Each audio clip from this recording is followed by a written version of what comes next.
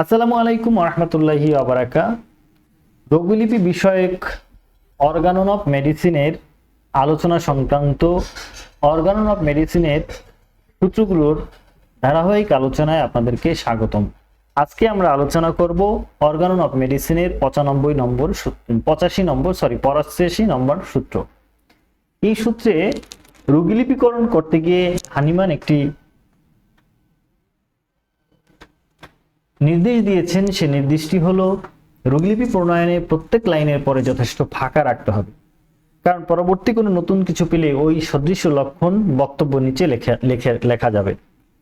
আমি এটাকে যদি আরেকটু ক্লিয়ারলি আপনাদের জন্য বলি, সেটা হলো রোগলিপি প্রণয়ন করতে গিয়ে আমরা এর 84 নম্বর সূত্রে বলা হয়েছে যে রোগী যে ভাষায় কথা বলবে সেই ভাষায় লিখবেন।